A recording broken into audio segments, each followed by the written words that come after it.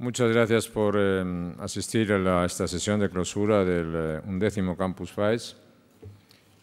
Querido Mariano Rajoy, presidente del Gobierno, queridos amigos, querido presidente Sebastián Piñera, una gran satisfacción también que estés aquí esta mañana. Y a todos los que estáis aquí presentes, muchas gracias por estar aquí. Como he dicho, esta ha sido la 11ª edición del Campus FAES. Esta 11ª edición ya desde el año 2004 el Campus FAES pues se ha convertido en un punto de referencia de debate y de trascendencia de cuestiones políticas y públicas en España en estas fechas y sin duda pues a lo largo de esos años la calidad, la competencia, la trascendencia de las personas que han intervenido y la trascendencia de las materias que ha habido que abordar, pues han dado lugar para yo creo, buen debate político, buen debate público en nuestro país. Además, hemos tenido la oportunidad, coincidiendo con este Campus FAES, de iniciar hoy esta mañana mismo, de dar la bienvenida a los participantes en el tercer programa de excelencia de la Fundación para líderes latinoamericanos. Como saben, la Fundación tiene un programa de visitantes latinoamericanos, jóvenes líderes latinoamericanos, tiene un programa para líderes de Oriente Medio y Norte de África y el programa de excelencia para líderes latinoamericanos, en el cual, pues, que nos acompañan aquí esta mañana, con los cuales yo he tenido la oportunidad de reunirnos, y que a lo largo de toda esta semana desarrollarán en Madrid una agenda muy intensa, y que lo cual es muy de agradecer. Y creo que es uno de los grandes programas, de los programas importantes que la Fundación tiene, ¿no? Y en este 11º Campus FAES, pues, nos hemos dedicado a tres cuestiones esenciales. Nos hemos dedicado en el primer curso al crecimiento y al empleo, en el curso dirigido por Miguel Marín, y se ha presentado un informe sobre empleo en España, con aportaciones para lo que significa el intento de mejora de lo que ya ha sido una reforma muy ambiciosa por parte del Gobierno, pero que sigue siendo una necesidad apremiante, pues, de crear empleo en nuestro país, reducir los índices de desempleo y que la población ocupada en España sea mayor para contribuir de un modo más intenso a nuestro crecimiento. Es decir, que el mercado del empleo, el mercado de trabajo funcione mejor y más eficientemente, ¿no? El segundo de los cursos, dirigido por Ignacio Astarloa, pues ha estado centrado en todo lo que significan las cuestiones territoriales, incluidas sus vertientes, obviamente, constitucional, y muy centrado respecto a lo que es el desafío secesionista que sufre España en este momento por parte del nacionalismo, que pone en cuestión la Constitución, la unidad y la continuidad histórica de nuestro país. Y los trabajos, los participantes dirigidos por Ignacio Astarloa, pues han tenido la oportunidad de analizar y también hacer algunas propuestas referentes de acción no solamente ideológica, no solamente académica, que esas ya, por ejemplo, están hechas por parte de la Fundación, sino de acción política para lo que puedan ser de utilidad. Y el tercer curso ha sido exactamente el referido al vínculo atlántico, a la relación atlántica y a la reformulación de lo que es la política atlántica, en el sentido de que se sigue considerando que lo que es el mundo atlántico en el concepto de valores que expresan la cultura de la libertad, la democracia y el Estado de Derecho, la tolerancia y el pluralismo en todo el mundo es el sistema y son el conjunto de valores más seguros y más estables que existen en el mundo y más dignos de ser defendidos. Que los nuevos proyectos estratégicos que existen de alianzas entre Europa y Norteamérica tienen una trascendencia para el resto del mundo extraordinaria. pero que el gran secreto de esa operación significará redefinir la política atlántica no solamente sobre dos pilares, el pilar europeo y el pilar norteamericano, sino también sobre un pilar latinoamericano y un pilar africano. Es decir, de alguna manera incorporar el Atlántico Sur al mundo de los valores políticos, económicos, culturales del Atlántico Norte. Y sobre eso pues hemos tenido la oportunidad de tratar también estos días. Sobre eso hemos tenido una intervención ayer extraordinariamente interesante del presidente Sebastián Piñera. Sobre eso se está trabajando en colaboración con otras instituciones, como es el caso de la Johns Hopkins University, y eso plantea uno de los más importantes y más apasionantes desafíos que tiene estratégicamente el mundo de hoy. Por tanto, creo que la visión de esta 11ª versión de este campus ha sido muy completa y quiero agradecer a todos los que lo han hecho posible.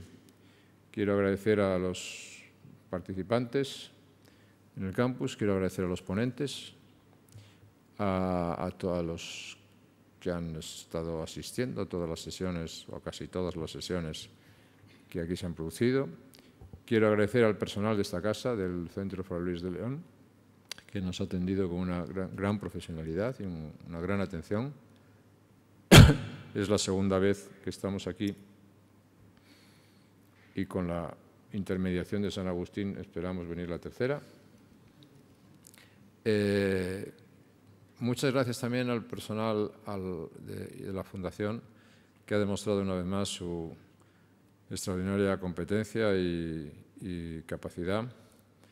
Y muchas gracias a todos los visitantes que hemos traído aquí, a conferenciantes, por sus aportaciones, que naturalmente ha sido de gran valía, hemos tenido en cuenta. Y para clausurar, pues yo quiero dar las gracias al presidente del Gobierno, a Mariano Rajoy, que la verdad es que en estas 11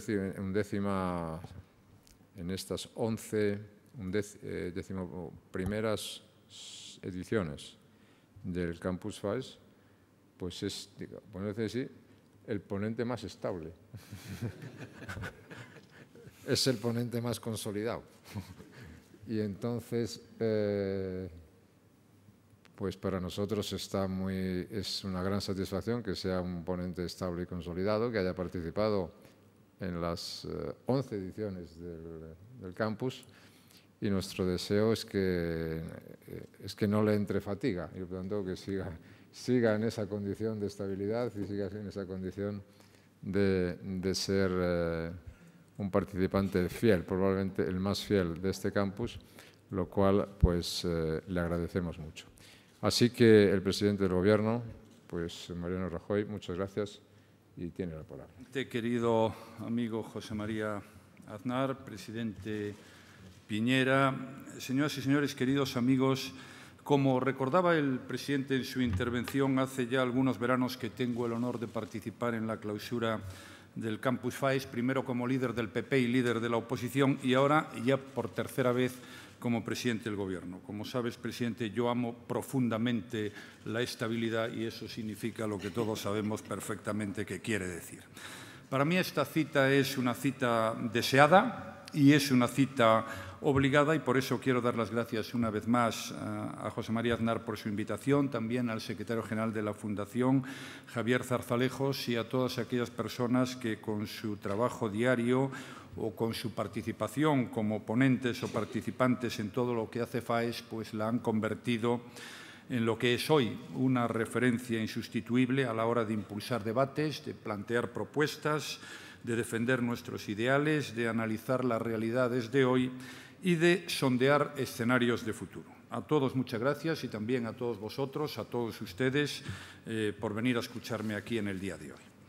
Bien, recordaba el presidente Aznar en la intervención inicial de esta jornada de clausura que a lo largo de estos días se han hablado aquí de muchas cosas importantes. Se refería al crecimiento y al empleo, a los temas territoriales y constitucionales y a temas de valores como la libertad, la democracia, los derechos humanos, el Estado de Derecho, etcétera. Son temas importantes, sin duda alguna, son los más importantes. También han intervenido personas que tienen y lo han hecho pues mucho que decir. Y en este contexto yo he estado pensando de qué iba a hablar yo en el día de hoy, puesto que como siempre ha sido, se me da plena libertad y no se me pide que hable sobre un asunto concreto. Entonces he llegado a la conclusión de que la mejor aportación que puedo hacer yo en una jornada como esta de clausura y en mi condición de presidente del Gobierno, pues es explicar cómo ve el presidente del Gobierno la situación de nuestro país, qué ha sucedido en estos 2 años y medio largos de legislatura y qué debemos hacer en el futuro. Me referiré a buena parte de los temas a los que antes hice alusión, citando al presidente Aznar, al crecimiento, al empleo, con brevedad los temas territoriales y también haré alguna aportación sobre los temas de libertad, democracia, Estado de Derecho, etcétera, etcétera. Lo que sí quiero señalar es que no voy a entrar en detalles concretos porque el tiempo que debe utilizarlo y el sentido común así lo aconsejan, pero sí me gustaría dar una visión global de la situación, siempre atendiendo a lo que tiene más importancia, en mi opinión al menos, y a lo que más preocupa al conjunto de los españoles. Bien, queridos amigos, como sabéis, el Partido Popular llegó al Gobierno en diciembre del año 2011. El día 21 de diciembre yo tomé posesión de mi cargo como presidente del Gobierno, el día 22 lo hicieron los ministros. Y los retos a afrontar entonces y los objetivos a alcanzar eran muchos, como todos recordamos. Pero había algo que era prioritario y urgente, y así lo entendimos todos, que era resolver los graves problemas de la economía española, que estaba al borde de la quiebra en aquel momento, y eso es lo mismo que resolver los problemas cotidianos del conjunto de los españoles. Voy a hacer un breve recordatorio de cómo estábamos en el año 2011, cosa que pienso que no es malo, estando hoy ya en el año 2014. España estaba en recesión, el crecimiento económico era negativo, el sector exterior estaba en déficit, el déficit público estaba por encima del 9%, la inflación era muy elevada, había gravísimos problemas de competitividad, buena parte de nuestro sistema financiero, y por eso luego tuvimos que nacionalizar 3 entidades financieras, estaba en tela de juicio. El acceso a los mercados era difícil, el precio del dinero era descomunal, la prima de riesgo estaba muy alta, la recaudación había caído en 70.000 millones de euros, el equivalente a 11 billones de las antiguas pesetas solo en 2 años, los años 2008 y 2009, y el paro estaba desbocado porque en la legislatura 2008-2011 la cifra de personas que perdieron su puesto de trabajo pues superaba los 3 millones de personas. El sector eléctrico tenía un déficit que no se podía sostener y ya casi pues no continúo porque creo que no hace al caso. Todos estos datos, por sorprendentes e increíbles que puedan parecer, eran datos objetivos y por tanto ciertos. Pues bien, ¿qué hicimos? ¿Qué resultados hemos conseguido? ¿Y qué es lo que creo yo que debemos hacer en el futuro? Es lo que me gustaría contar hoy aquí. El año 12 fue, sin duda, el peor. Fue un año en que tuvimos que hacer frente a una crisis de deuda soberana, evitar un rescate y también tuvimos que hacer frente a una crisis financiera de gran alcance. Esto era lo urgente, no había otra prioridad posible. Era lo urgente, evitar una quiebra que estaba ahí y evitar que se nos cerrase el acceso a los mercados y, por tanto, tuviéramos que ser rescatados, que es la expresión que se utiliza.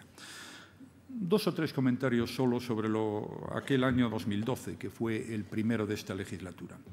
¿Qué significa el rescate? Porque a veces parece que no nos damos cuenta cuando luego hemos tenido que tomar algunas decisiones. Significa lisa y llanamente que la política económica de tu país no la haces tú, ni el Parlamento Nacional, sino que te la hacen otros, que son los que toman las decisiones por ti y que te pueden obligar, ya que ahora se habla de algunas cosas, a subir, como le ha ocurrido a algunos, el IVA hasta el 23% o más, o que te pueden obligar, como le ha ocurrido a algunos, a bajar las pensiones el 10%. Esto es lo que significa el famoso rescate, la pérdida de la soberanía económica. Pues bien, esa era la situación y se superó. Hoy ya no se habla ni de crisis del sistema financiero, ni se habla de rescate, ni de salida del euro, ni de nada. Ya se habla de otras cosas a las que luego me referiré. En paralelo, en ese año 2012, además de atender a esto, que era lo urgente, lo prioritario y lo que requería toda nuestra atención, fue el año de la consolidación fiscal. No se puede vivir con un déficit de 90.000 millones de euros y acudir a los mercados porque corres el serio riesgo que nosotros vivimos de que no te lo presten, lo cual, vuelvo a utilizar la palabra, significa tu quiebra. Fue un año en que se inició la consolidación fiscal en España. Es un buen principio en sí mismo no gastar lo que no tienes, pero es que además, como acabo de señalar, era algo absolutamente inexcusable. Fue un año en el que comenzaron las reformas estructurales, sin las cuales no hubiéramos podido salir de la situación.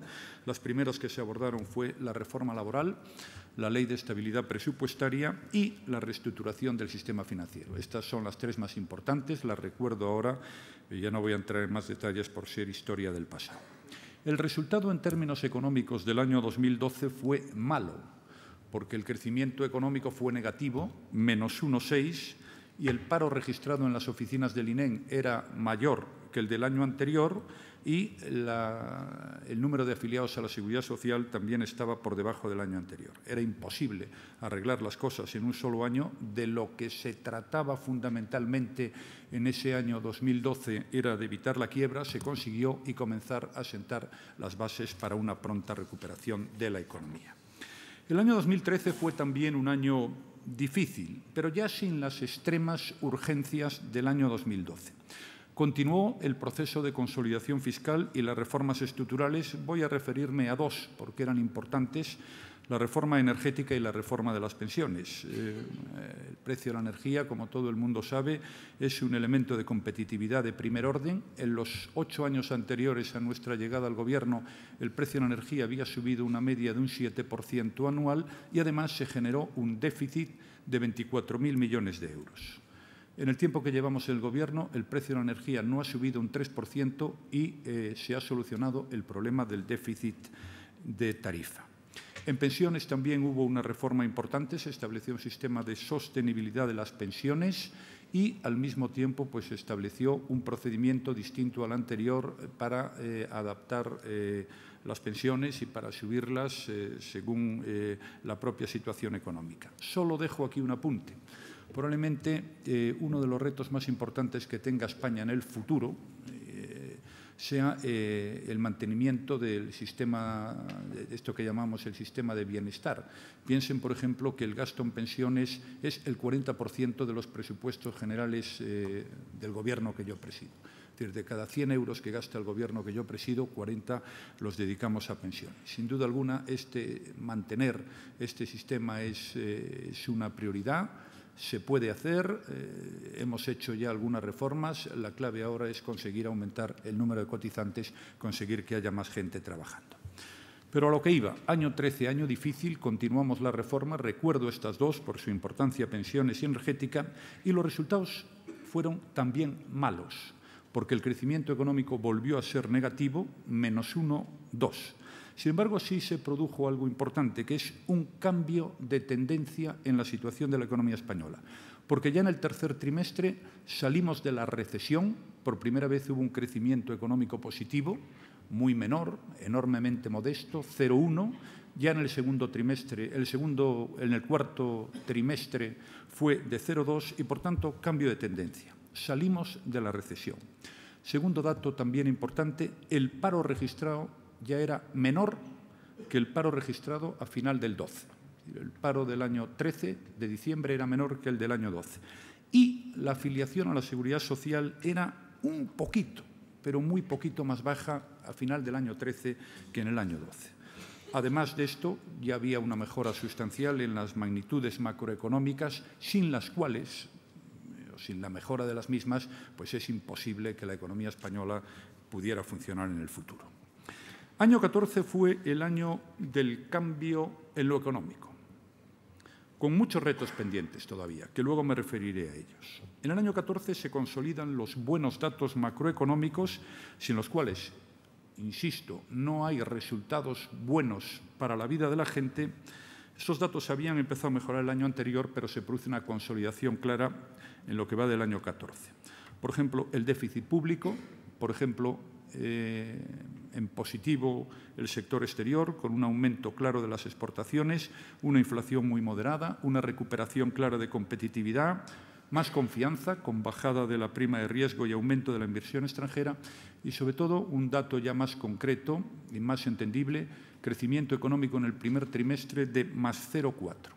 Segundo país en el primer trimestre en crecimiento de la zona euro, solo superados por Alemania. Otros países importantes tuvieron todavía crecimiento negativo y otros vecinos estuvieron en un crecimiento de 0. Pero lo más importante, y que es consecuencia de esto, son los cambios que se han producido en el mercado laboral en el año 2014. Sobre este asunto, que como decía el presidente Aznar en su intervención inicial, es sin duda alguna uno de los grandes retos que tenemos pendientes en nuestro país, el desempleo. Para mí sigue siendo el principal reto y la principal prioridad del Gobierno. Tengo que decir que se está produciendo un cambio que va a continuar en el futuro, lo cual se traduce en que esto mejora y va a seguir mejorando en los próximos meses. Solamente 2 datos, porque no se trata de cansar ni aburrir a nadie. Desde junio de 2008, es decir, desde hace 6 años, la afiliación a la Seguridad Social cada mes iba bajando respecto al mismo mes del año anterior. En junio de 2008 estábamos peor que en junio del 2007. En julio del 2008, peor que en julio de 2007, y así hasta que transcurrieron 68 meses, hasta febrero de este año, cuando por primera vez febrero del 14 fue mejor que febrero del 13. Lo mismo ha ocurrido en marzo, en abril, en mayo y en junio. Hoy hay 291.129 afiliados más a la Seguridad Social que hace un año. Segundo dato al que quiero referirme. Desde junio de 2007, el paro cada mes iba subiendo respecto al mismo mes del año anterior. Eso ocurrió hasta octubre de 2013, cuando 6 años después el paro era menor que en el mismo mes que el año anterior. Hoy hay 313.979 parados menos que hace un año. Y hoy hay menos parados registrados en las oficinas del INEM que en enero del año 2012. Y este año hay un aumento claro de la población activa. Dicho esto, que es importante, nos anima a continuar el trabajo que se ha hecho de cara al futuro, este sigue siendo el reto más importante que tenemos planteado en nuestro país. En cualquier caso, lo que yo sí puedo adelantar en este momento es que al final de esta legislatura habrá más población ocupada, habrá más gente cotizando a la Seguridad Social y habrá menos paro que al principio de la misma, además de superar una etapa de una enorme dificultad y además, que es lo más importante, de sentar bases sólidas con las reformas que se hicieron de cara al futuro y evitar que una situación como esta que vivimos se pueda producir. Quiero hacer 2 comentarios sobre este cambio en la economía que se está produciendo en nuestro país. Solo 2. El primero es que, como tantas y tantas cosas en la vida, esto no pasa porque sí. Esta inversión de la tendencia no es porque sí. Esto no cae del cielo, como se creen algunos, y esto no es por casualidad. Igual que lo anterior, tampoco fue porque sí y tampoco fue por casualidad.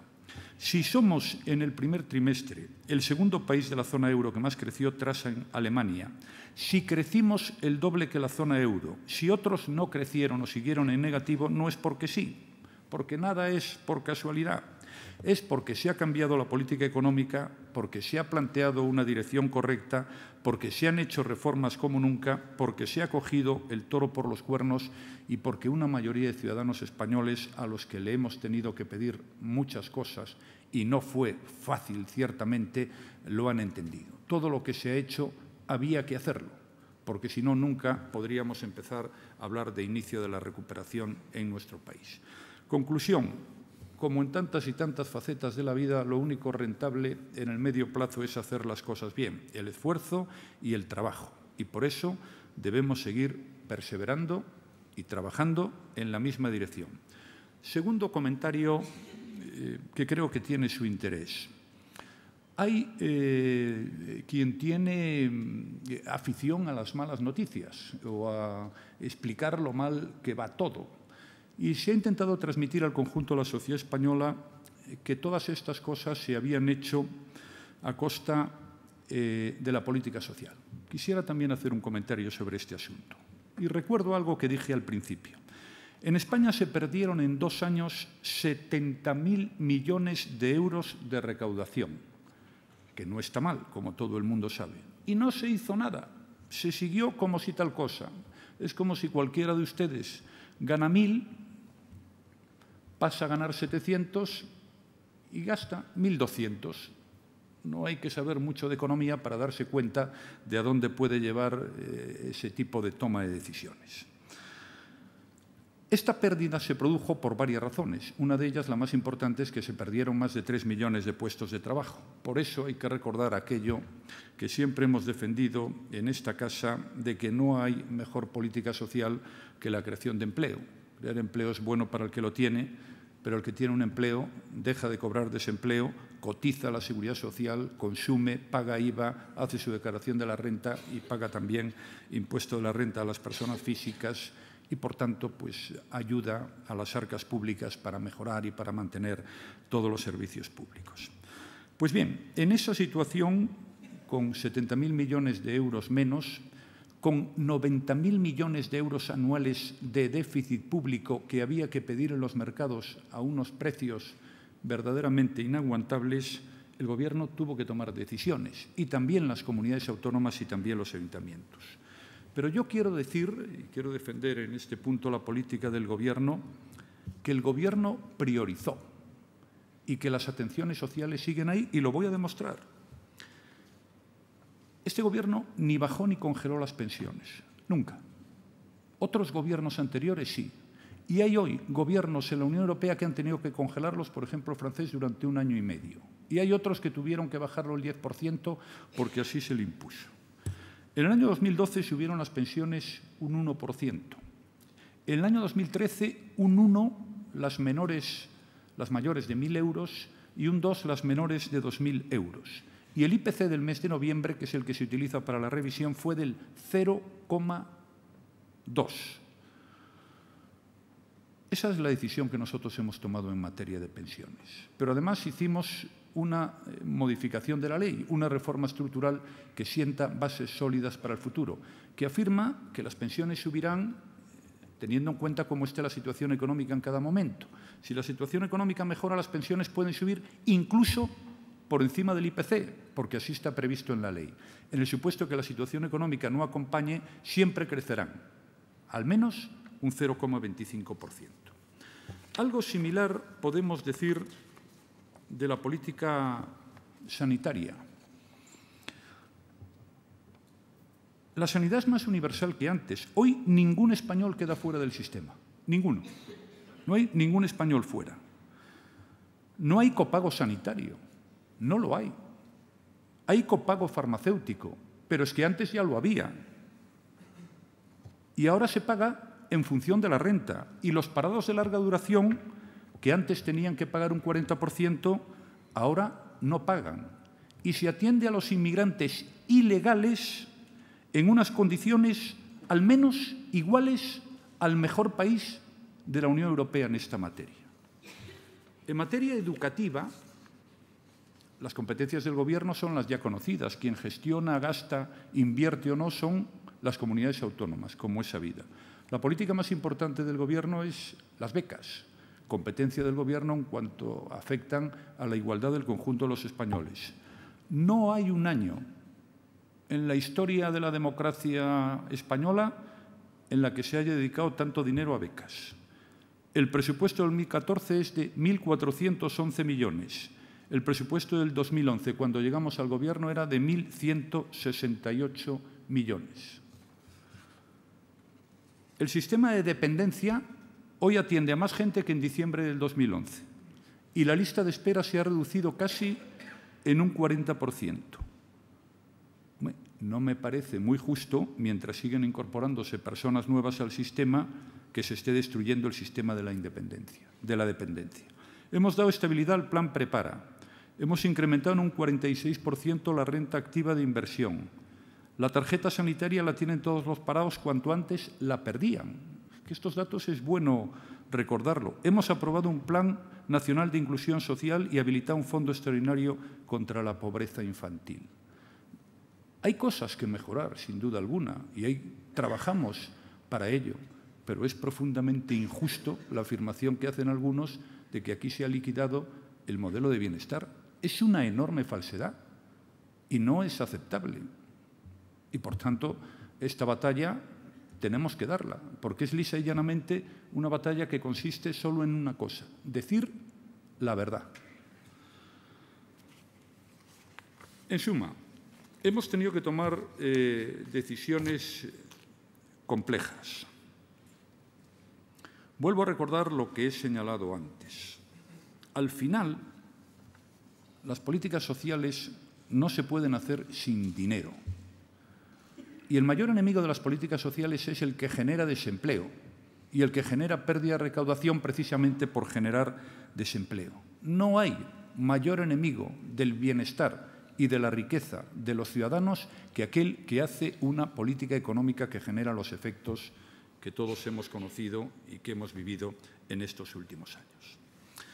Pues bien, queridos amigos, esta es la situación ahora. Hemos pasado lo peor. Ya crecemos, ya se ha creado empleo. Queda, sin embargo, muchísimo camino por recorrer.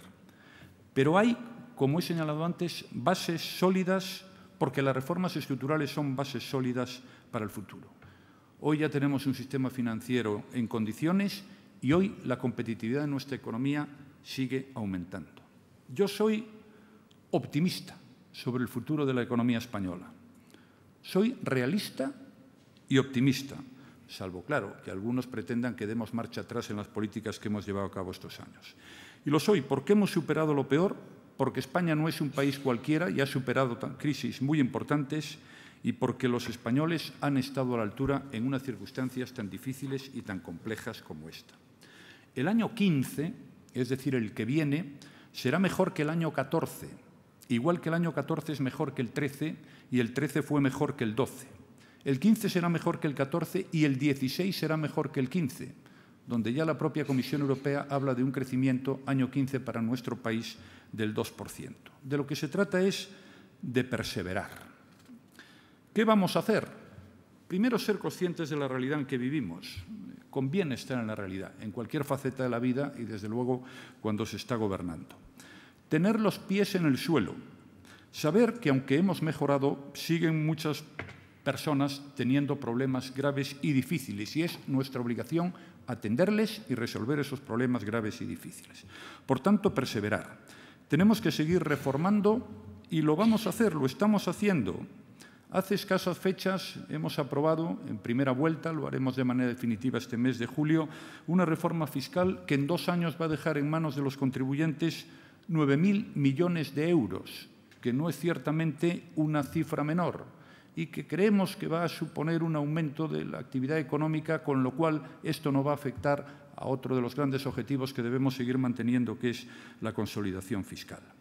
Después de una etapa en la que se han hecho muchas e importantes reformas en la economía española, vamos a iniciar la segunda generación de reformas de la economía española. Y ya hemos tomado algunas decisiones importantes a lo largo del pasado mes de junio y también en el primer Consejo de Ministros que hemos celebrado en este mes, que ha tenido lugar el pasado viernes, donde se han tomado decisiones importantes en materia de financiación de la actividad económica, apoyo a las pymes, a su internacionalización, la refinanciación de la deuda. En materia de funcionamiento competitivo de los mercados, se han tomado decisiones importantes en materia de comercio minorista, también en infraestructuras y transportes, con un nuevo marco regulatorio en AENA, donde se va a lanzar el proceso de privatización del 49%, modernización del régimen de los puertos del Estado, en materia ferroviaria, donde se ha iniciado el proceso de liberalización del transporte de pasajeros, También en materia energética hay avances y decisiones importantes en materia de liberalización del sector de hidrocarburos, reforma del sector del gas natural. En fin, no voy a entrar en el detalle de lo que se ha aprobado el pasado Consejo de Ministros, pero sí quiero hacer una referencia a un tema importante, que es que implantamos la garantía juvenil destinado a los menores de 25 años que ni trabajan ni se están formando, y hasta 30 años en el caso de personas que tengan alguna discapacidad. Una serie de incentivos a contratos que combinen formación, trabajo, bonificación de los contratos, etcétera, etcétera, una serie de normas con el objetivo de atender a aquellos menores de 25 años, insisto, que ni están trabajando ni se están formando, para que se forman y puedan conseguir un trabajo y, por tanto, llevar adelante un proyecto de vida. Resumo, la primera etapa de reformas, donde hubo algunas, las que he citado, vuelvo a hacerlo, la laboral, la financiera, la energética, pensiones, emprendedores, la de la administración que está en marcha, la de la unidad de mercado que está en marcha, nos ha permitido reforzar los cimientos y empezar la recuperación. Y esta segunda etapa, esta segunda generación de reformas va a servir para consolidar el crecimiento económico, para afianzar en el futuro la creación de empleo y para trasladar los efectos de la recuperación al conjunto de los españoles. Bien, queridos amigos, y ya empiezo la parte final de mi intervención introduciendo algunos temas a los que aludí, cierto es que muy de pasada, al principio. Dije en ese primer momento de mi intervención que evitar el rescate, crecer y, por tanto, dejar atrás la recesión, crear empleo y sentar bases sólidas para el futuro de la economía española para evitar que se repitan situaciones como estas, eran el gran objetivo de la legislatura. Creo que algunos avances se han producido, pero no eran los únicos objetivos. Hay muchos españoles que, bien sea por la crisis o por acontecimientos indeseados que todos hemos conocido en los últimos tiempos, han perdido confianza en las instituciones y en la política. El reto es recuperar esa confianza. Por eso anuncié en la última reunión del Comité Ejecutivo de mi partido una agenda para mejorar la calidad democrática en nuestro país. La lanzaremos de manera definitiva en el próximo mes de septiembre. Pero yo quiero acordar la puesta en marcha de la Ley de Transparencia, que sin duda alguna supone un cambio de una enorme importancia en el funcionamiento de nuestras instituciones, la Ley de Régimen Económico y Financiero de los Partidos Políticos, que ha aprobado el Consejo de Ministros, el Estatuto del Alto Cargo, también aprobado por el Consejo de Ministros, y algunas normas, me gustaría pactarlas, que sin duda alguna pueden servir a los efectos de recuperar confianza en algunas de las cosas que suceden en nuestro país. He lanzado la idea, recogida en nuestro programa electoral y también en el del principal partido de la oposición, de que el alcalde sea siempre el cabeza de la lista más votada. No tiene ningún sentido que sea el segundo o el tercero o el cuarto. Si de lo que se trata es de que la gente esté más próxima al ciudadano, no hay mayor proximidad posible que la persona que tenga más votos ciudadanos sea el alcalde. Quiero hablar también de la situación de los aforados, quiero hablar también de la agilización de la Administración de Justicia. Le he pedido a mi partido que se abra un debate, comenzaremos a tratar estos temas y las reformas que estamos haciendo y vamos a hacer en la Administración en el foro que tendremos, la Escuela de Verano del Partido Popular. Yo espero que los demás acepten esta oferta. Quiero escuchar sus propuestas, vamos a escuchar a todos y ahora pues vamos a comprobar alguna cosa, que es fácil en esta vida comentar, que es más fácil comentar que reformar, que es más fácil opinar que decidir y que es más fácil criticar que construir. En esta materia y también en la otra, en la que he hablado, la materia económica. Pero, en fin, yo espero que todo el mundo sea consciente de que esto es importante, espero que nos ayuden y espero que podamos hacer algo útil también en beneficio de nuestro país, como espero también, una vez que se resuelvan la situación conocida por la que está pasando el principal partido de la oposición, que mantenga una posición similar a la que ha mantenido la persona que ahora ha abandonado, que es de contacto directo con el Gobierno en el tema catalán al que se refería José María Aznar en su intervención. Mi posición es la misma. La manifesté exactamente el mismo día en el cual se hizo el anuncio, se fijó la fecha y se nos dijo cuáles eran las preguntas del famoso referéndum. Ese referéndum no se puede celebrar y no se va a celebrar, lisa y llanamente porque es ilegal y porque lo que sea España es algo que corresponde decidir al conjunto de todos los españoles, como perfectamente reza nuestra Constitución. Y ya voy terminando, queridos amigos. En estos años hemos demostrado que los españoles somos irreductibles a clichés e inasequibles a los tópicos. Hemos demostrado que el futuro de España no estaba escrito y que no lo iba a escribir nadie, ni en materia económica, ni en esta a la que acabo de hacer referencia, que no fueran los propios españoles. Y no me cabe ninguna duda de que la culminación de la salida de la crisis nos va a devolver toda la confianza y va a blindar la autoestima que nos hemos dejado por el camino en estos años. Muchas veces, y vosotros lo sabéis mejor que yo, los españoles tendemos a ser los jueces más severos con nosotros mismos. Esto puede ser una sana autocrítica a veces, pero no nos puede hacer olvidar una realidad aún más importante. España es una democracia de primer orden en el mundo, véase el mundo. España es un país respetado y respetable. España es una potencia económica con éxitos en los 5 continentes.